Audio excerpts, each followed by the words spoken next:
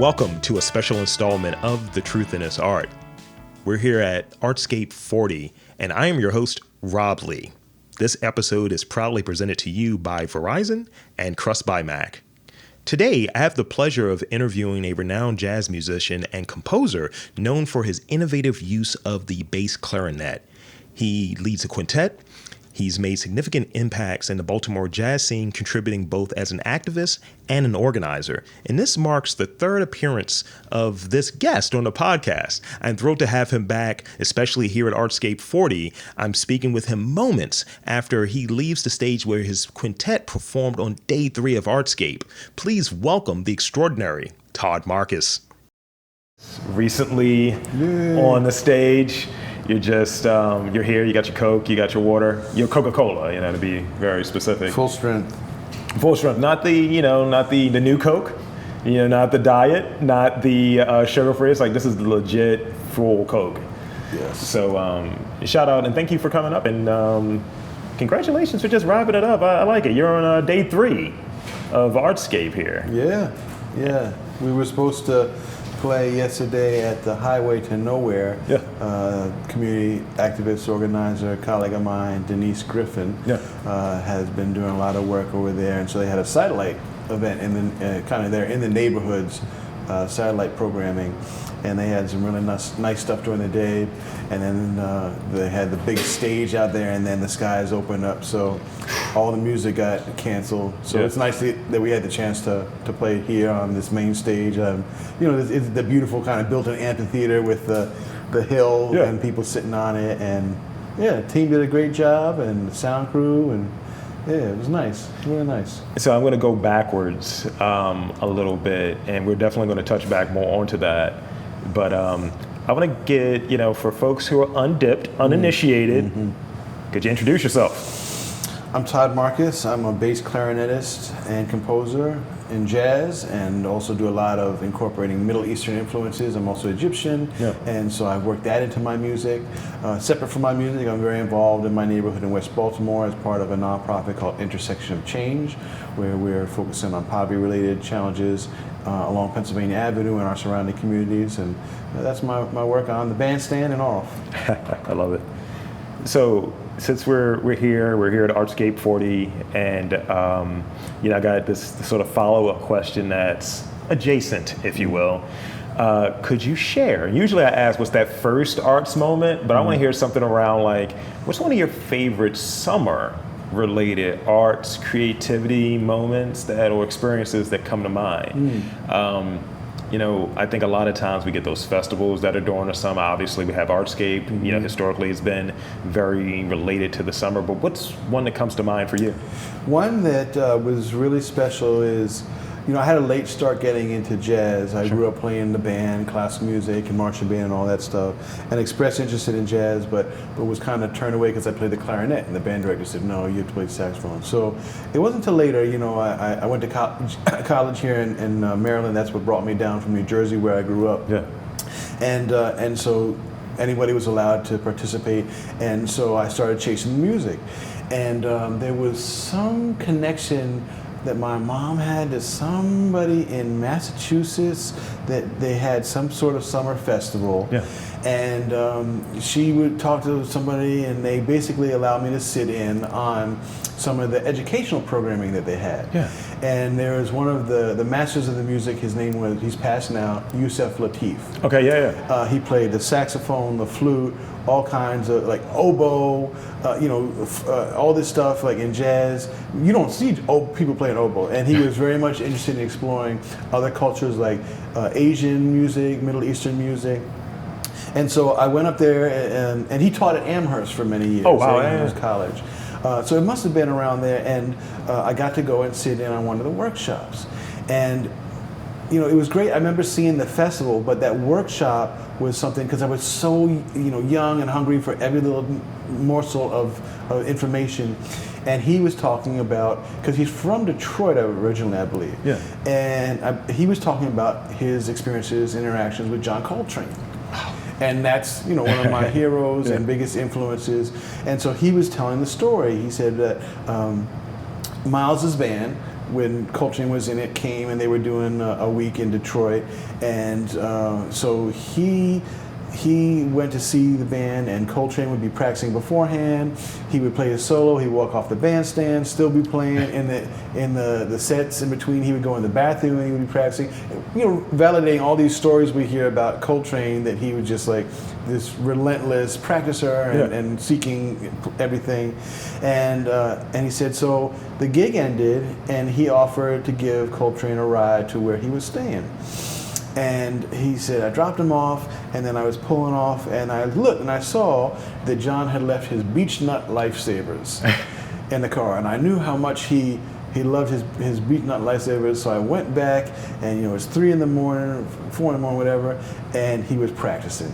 Wow. And so, to me, that was just like in that early phase when you're so hungry for any of these stories about our heroes, to hear that. And then he said he felt, to him, this was just reflective of Coltrane being this constant collector of information. Yeah. And it was like, he said, with a glass, you put all this information you learn and collect and connect into this glass until it's just overflowing. And he said that's what Coltrane was to him.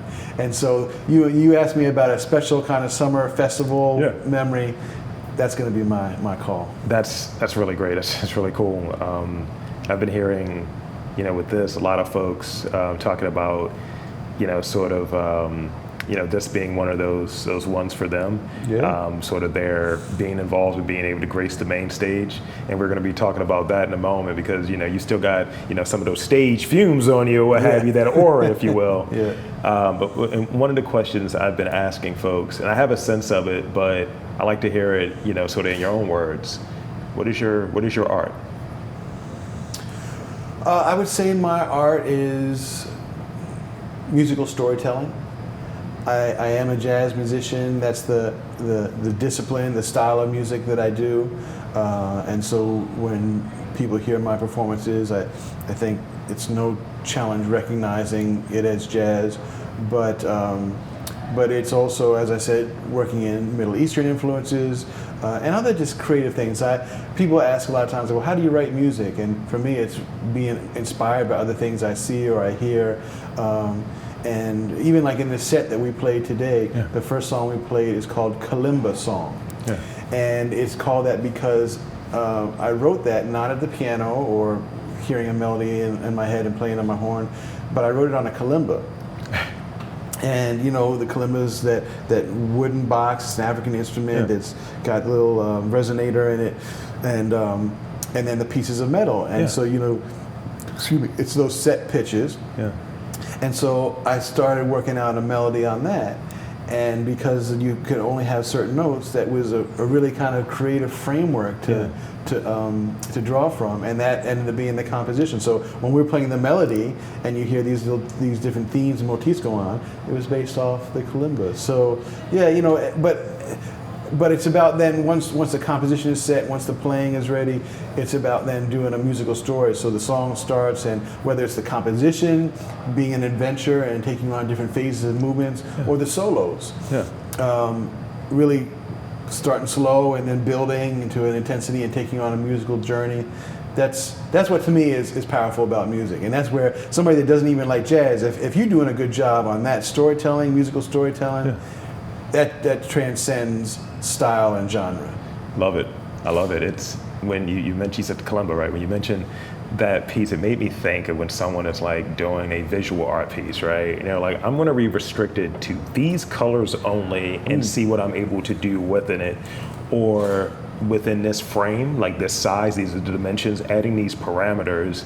I do it a little bit with this. I call it MacGyvering, if you will, of like, I'm going to forget something. I'm going to use gear that I've not really used. I don't use this regularly, these lav mics. I always have a mixer, and I think it enables you to kind of, it activates, at least, I think, the problem solving skills I think most artists, creative, and people with a creative intent possess.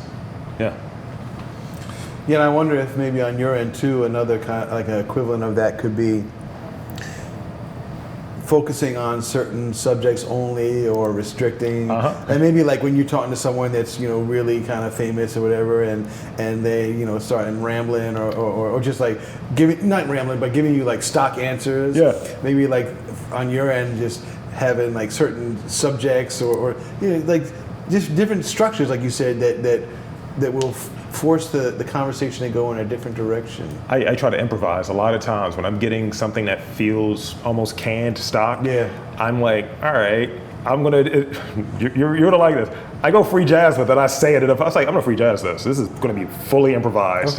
Yeah. So when you failed at this thing, it's like, whoa. Nice. Yeah. Or more so like getting sort of stories of perseverance or something because everyone's had a moment where either they fell short of something and things of that nature, and they kind of expand upon that versus, yeah, I did this and it turned out great. Next question. It's like, no, this is not driving at the point. And I look at myself almost as the first listener. And it's like, I'm not interested in that answer. But, I'm sure there's something deeper in it. So I just start going off of the top and trusting in sort of the reps. How do you do a shock to jolt the system or reset the system and get out of, like, if you're just getting those stock answers and because you're trying to have these authentic, that's your whole vibe with your podcast and your interviews is like real meaningful, authentic conversations. Absolutely. And that's how I'm able to get guests like you. You coming in here, you're like, man, I just performed. Rob, you still trying to do this? So I was like, sure, please. Yes, Todd, please. Let's make it happen. And I want to move into this next question. As far as the involvement, so let's talk about it. We're here day 3 of the 40th installment of Artscape. So how does it feel to have been involved? You're on the other side of it. You don't have the leading up to thing. You've finished your performance. You're at the sort of the back end, the last day of it. How does it feel, and what's the significance of like this event, like macroly speaking? Oh, I think it's a very significant one for our city, and as someone that still subscribes to and receives his paper copy of the Baltimore Sun every day, I've been following just the ups and downs of Artscape through the pause during the pandemic, but then everything that's been in the news about the kind of shake-up at BOPA. And how even once the pandemic was winding down, things were kind of tumultuous and tenuous. And so having the resumption, I guess it was last year, of the festival was really significant because this has been, what is it, the 40th year? 40th installment, yeah. And, it's a beloved festival here for us in Baltimore. And so having it resume, having it get back to a full force has been significant, and props to the team because it's no small undertaking to do this, and then to contend with it raining every day, and so that's maddening the amount of details and everything. So. Yeah, to me, as someone that's here in Baltimore and has wonderful memories for years of coming down to enjoy the festival, having had the chance to play at the festival. Most years I'll volunteer at the Baltimore Jazz Alliance booth. I wasn't able to do it this year, but usually be out there doing a few shifts. And of course, it's always hot as anything, right? But it's interesting to me that there's that camaraderie. Like even with the heat, people still come out because it's like a Baltimore thing, right? And so I'm happy that it's been reviving, restoring these last couple of years. So and thank you for that, because I agree with all points. Like, as I've touched on in earlier interviews in this series, I've come with friends over the years and gone to many of them, and just really happy that, as you said, the resumption like last year and coming back and being able to contend with all of the things, whether it be the heat, whether it be the rain, whether it be sort of the changes. And it's always something that it's not a moving target per se. There's a structure, but literally when something's subject to change, and being on this side of it now, not only as an attendee, but as a person that's in the sort of production and the storytelling component around it, just seeing like, wow, there is a lot that goes into a production, and it didn't start like July 1. It started July 1 last year, right. and planning out what things are going to look like. And being involved in sort of the milestone year, like this, the first one was in '82, and then we had those 2 years of the pause. So this is the 40th one, and we have those milestones of 10, or even like 25, and then the 10s, and then when we get to 50, right? Mm-hmm. It's always, you got to do it up. So you performed with Todd Marcus Quintet, right? Yeah, tonight was, this morning was the Todd Marcus Quintet.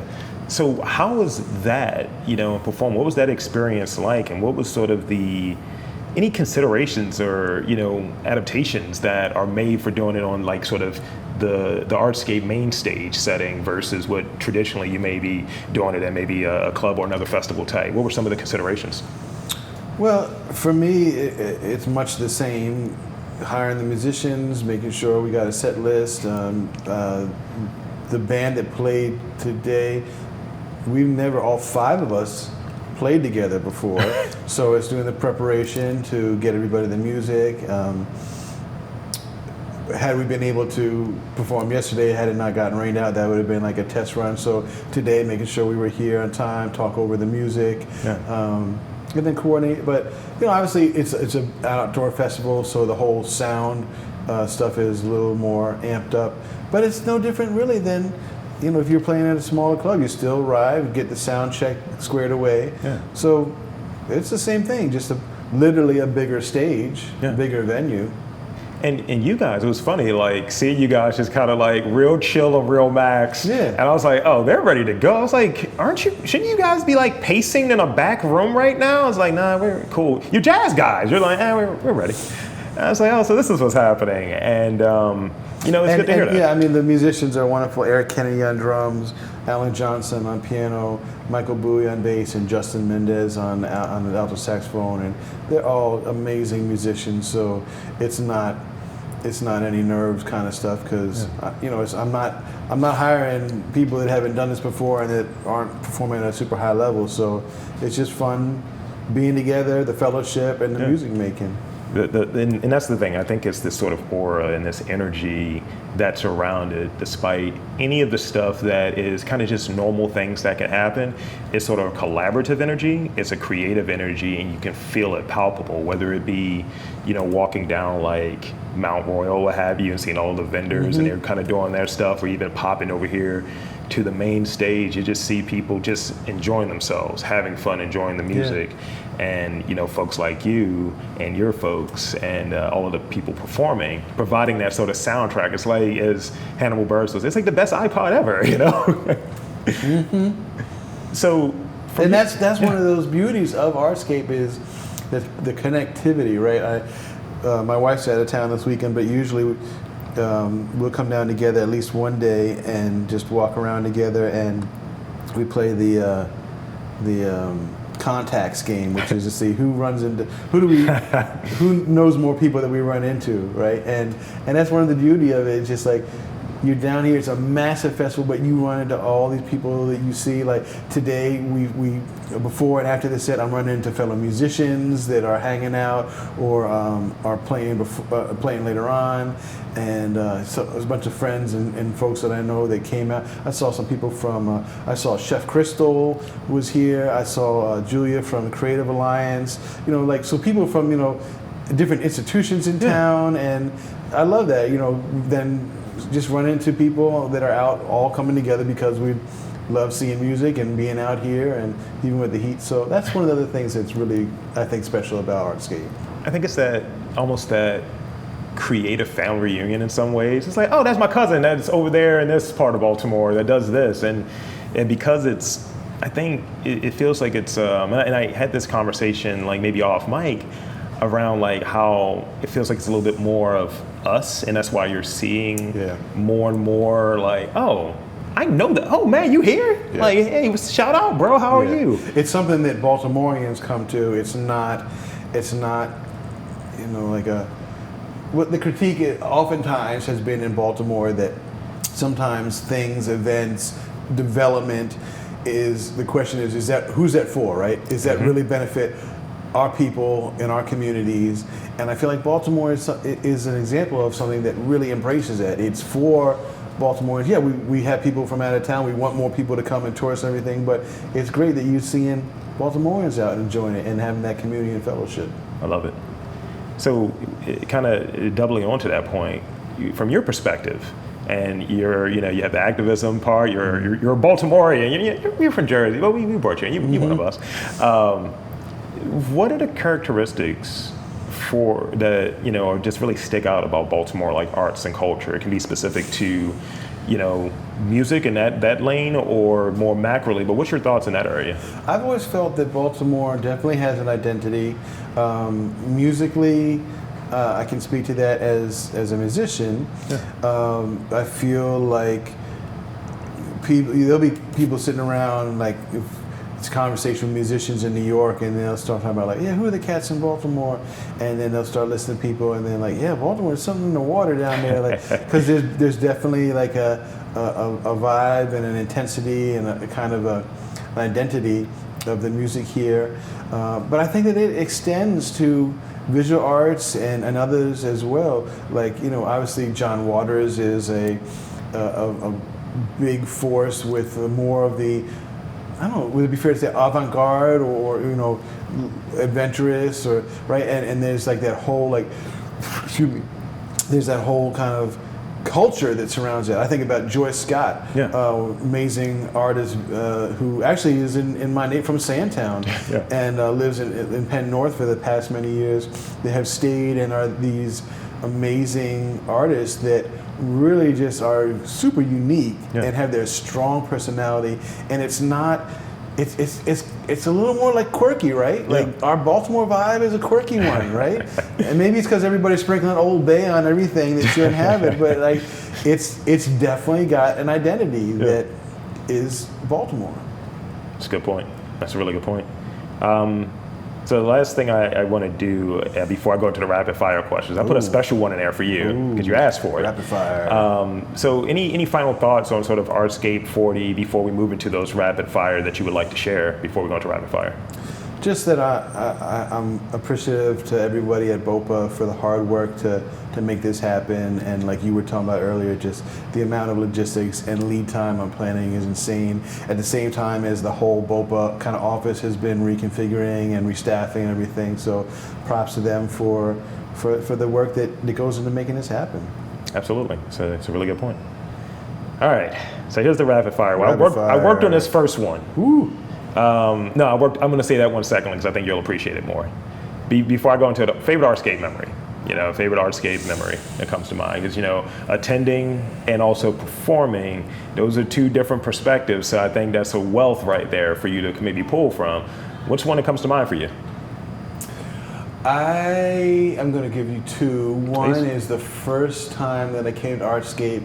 This is probably 20 years ago, and the great saxophonist Joshua Redmond was performing on the same stage where we play today. Wow. And I walked from my house, which is over in Sandtown, and cut through Bolton Hill, made our way here, and then walking to the hill, and it was packed out, and threading our way to find a little space to sit, and just that first, I think that was my first year, so just the excitement of here was a great artist that I was going to get to see, and seeing it packed out, and just the energy, that was really special. And then my other special memory is back, when I had no money, and I was walking around and looking at the visual art, and I saw this artist who had a painting of John Coltrane. Yeah.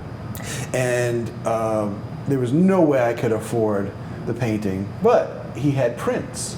And so I bought one of the prints, and I held on to it for years, and then I got it framed, and it sits in my bass clarinet layer above my desk.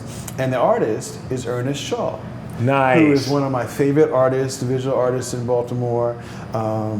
Great guy, and of course his art has been blowing up over this past decade plus, and he's in the major museums and everything. And but there's this connection because he's done a lot of work with my community nonprofit Intersection of Change, partnering with our Jubilee Arts program, where he's done a lot of murals with us, and so that connection, that walking through, seeing this amazing artist whose work captured my eye, having it framed in my room, and then having these other connections. So those are some of my my special Artscape moment. That's great. That's great. Shout out to Ernest Shaw. Yeah. He's been on the pod, so yeah, big fan.